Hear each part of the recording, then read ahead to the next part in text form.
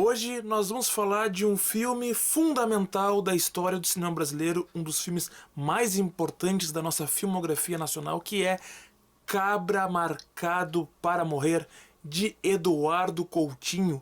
Um documentário que é provavelmente o mais reconhecido da nossa filmografia, o mais reconhecido do nosso cinema, e o favorito do público, e inclusive o favorito do público da Cinemateca Histórica, pois recentemente eu fiz um conjunto de enquetes para saber qual era o documentário brasileiro favorito da nossa audiência. Eu fiz isso nos meus stories e ganhou o Cabra Marcado para Morrer. Eu fui fazendo uma batalha de filmes aí, no que eu chamei de segundo prêmio Cinemateca Histórica. Alguns anos atrás eu tinha feito isso já, mas só com filmes brasileiros de ficção. Pois bem, agora eu fiz o segundo prêmio Cinemateca Histórica, que venceu Cabra Marcado para Morrer, de Eduardo Coutinho, que é um clássico.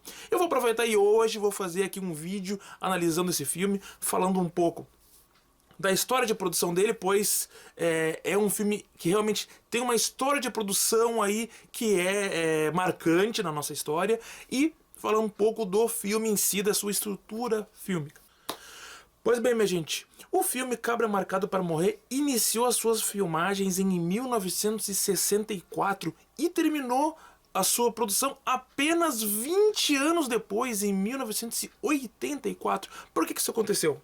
O filme, quando começou a ser filmado lá em 1964, era um filme de ficção sobre a vida do líder camponês João Pedro Teixeira, que era o líder da Liga Camponesa de Sapé, na Paraíba. Destacando aí que o grande documentarista brasileiro, Eduardo Coutinho, tinha vindo de São Paulo, ele estava lá no Nordeste com a UNE, porque o Eduardo Coutinho ele era do CPC, Centro Popular de Cultura, que era da UNE, e que naquele momento, através da Univolante, estava fomentando a criação de novos centros de cultura por todo o país, e naquele momento estavam passando pelo Nordeste. Pois então, em 1962 tinha ocorrido o assassinato do João Pedro Teixeira. O assassinato dele foi ocorrido aí a mando de latifundiários, pois o João Pedro ele era realmente um grande líder lá que pedia melhores condições de trabalho e de vida para os camponeses daquela região,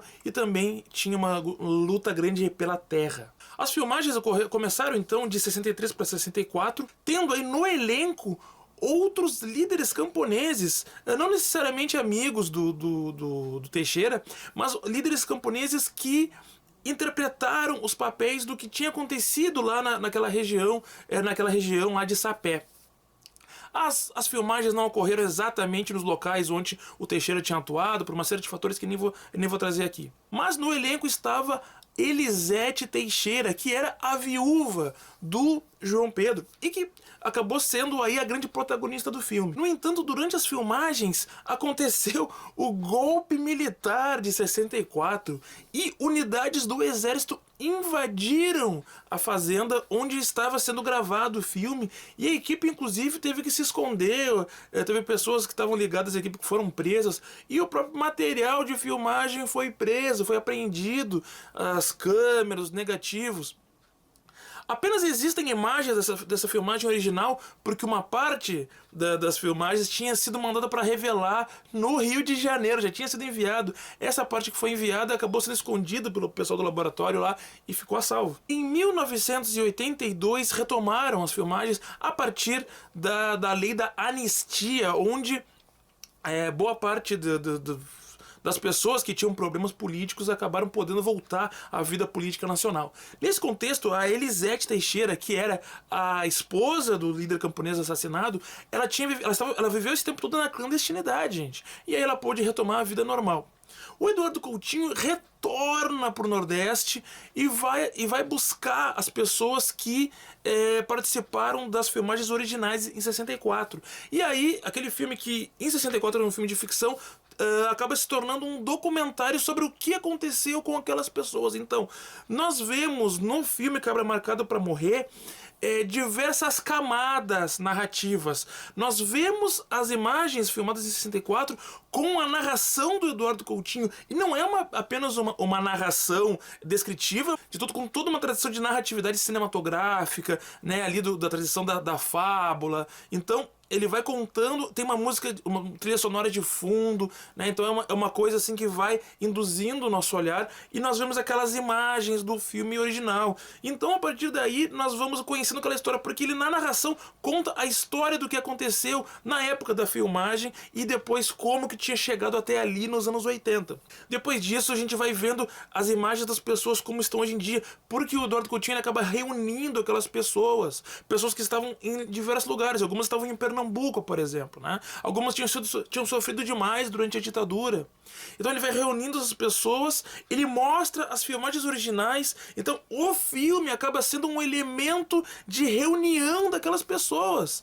E aí vai falando sobre como foi a vida delas naqueles quase 20 anos de vida. Ao mesmo tempo que elas vão falando do que lembravam da filmagem original, como tinha sido, né? E é claro, o personagem que acaba sendo o personagem principal dos eventos é a Elizabeth Teixeira, que é a viúva do João Pedro Teixeira. E que aí a gente começa a ver a história dela, como que se deu aquele tempo, ela se tornou uma professora de alfabetização, etc, né? O filme, então, eu diria, ele tem uma grande riqueza estética, ele tem uma grande riqueza de narratividade, pois nós vamos conhecendo diversas histórias que se aglomeram naquela ali, inclusive em diferentes temporalidades, né? Desde os anos 60 até os anos 80.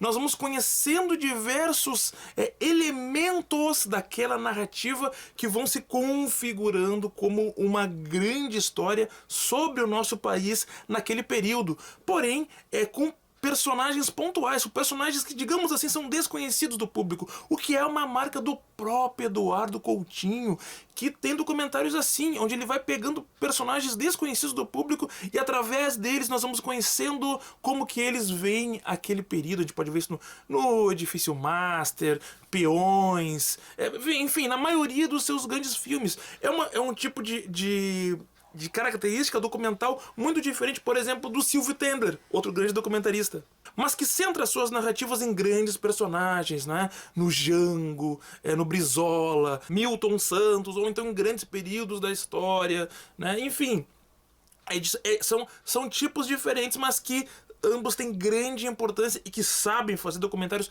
de grande qualidade. Outra característica do Eduardo Coutinho que a gente vê nesse filme é que ele é um tipo de diretor, de entrevistador que é participativo, ou seja, nós vemos ele durante as filmagens e ele é também um dos personagens do filme e que ele faz isso com maestria. Outro aspecto que eu quero destacar é a relação entre história e memória através do cinema que a gente vê no filme. Porque cada um dos personagens tem uma visão diferente sobre os fatos. Nesse aspecto, eu quero destacar duas cenas. A primeira é quando o filho da Elizabeth dá um depoimento, ele que depois se tornou um jornalista. E ele dá um depoimento muito forte, dizendo que nenhum governo serve, que todos são contra o pobre. Um depoimento, inclusive, bastante forte, bastante emocionado, ele se emociona muito. Todas essas cenas da família da Elizabeth são muito emocionantes, inclusive. Outra cena quando ele vai entrevistar o camponês que, lá nas filmagens de 64, tinha interpretado no filme de ficção o próprio papel do João Pedro. E que de lá pra cá muita coisa mudou na vida dele. Ele se tornou evangélico e passou a ter uma memória negativa daqueles acontecimentos. Ele não mais aquela imagem de companheirismo como os demais integrantes têm e como ele teve em certo momento. Agora ele vê aquilo tudo como algo negativo.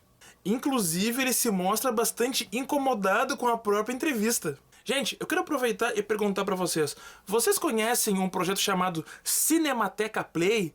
Pois é, o meu canal de filmes gratuitos no YouTube. Lá vocês podem encontrar diversos filmes completos sem pagar nada. Inclusive Cabra Marcado pra Morrer. Então vocês podem procurar esse filme na Cinemateca Play. É um filme que tá lá completo, restaurado, em Full HD. E vocês, gente, já conheciam a história do Cabra Marcado pra Morrer? O que vocês acham desse filme? Podem comentar aqui o que vocês acham. A gente se fala aí, a luta continua.